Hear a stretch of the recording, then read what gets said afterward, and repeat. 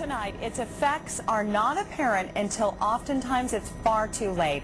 Doctors call lead poisoning the invisible threat. It's in and around our homes, and here in the Portland area, it affects more people than you might think. Well, KOIN News 6 reporter Jolie Winaga joins us live right now, and I know, Joel, you had a chance to talk with a family in North Portland, and some are calling this an epidemic, aren't they? That is correct, Jeff and Kelly. Good evening to you. And here is why. 85% of homes in Portland alone were built before the 1978 ban on lead paint went into effect. Now, some of you, many of you, may have one of these in your garage, an old can of lead-based paint, and lead poisoning is for real, folks. Here in Northeast Portland, it nearly took the lives of 3 very young children. They play as carefree children today and have no memory of what poisoned them and nearly took their lives as babies more than 3 years ago.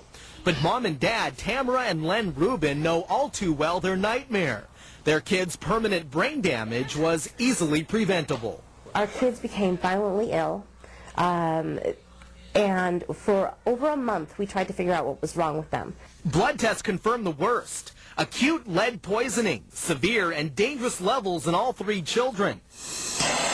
The cause, a painting contractor illegally used an open flame torch to remove lead paint from their historic Irvington home in Northeast Portland. The children exposed to lead dust and poisoned by inhaling the toxic fumes during the torch burning process. Well, there was depression, fury, rage against how could our kids be the recipients of laziness, greed.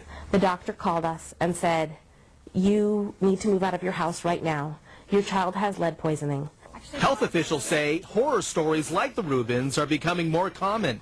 The leading cause of lead in Portland is lead-based paint and dust from remodeling. And in the city of Portland, about 85% of our homes were built before lead was banned from paint, which was in 1978. Erin McNally runs the Josiah Hill Clinic in Northeast Portland. It offers free to low-cost lead screening, and she urges all parents to get children tested for lead levels.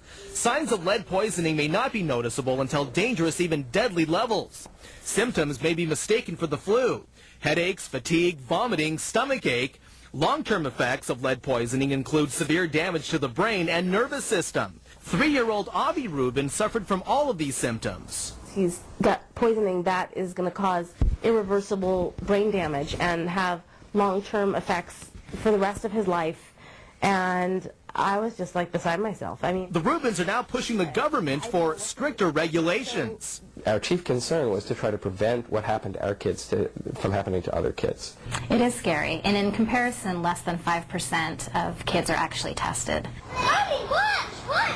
Now in their new home in Selwood, the Rubins make sure it's free of any lurking hazards.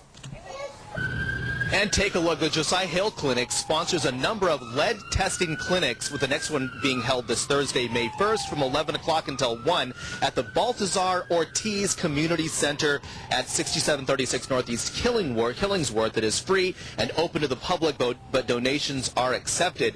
And the Rubins say, bottom line, take it from them. Have your children tested. Reporting live in Northeast Portland, I'm Jolie Winaga, KOIN News 6. Jeff and Kelly.